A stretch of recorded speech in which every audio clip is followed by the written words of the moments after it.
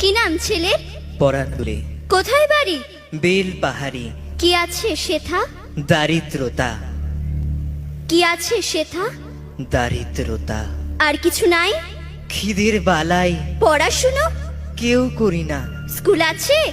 নয়কো কাছে, কত দূরে? দেবান্তরে। মাস্টার কটা? মোটে একটা। স্কুল চলে? গোলেমালে।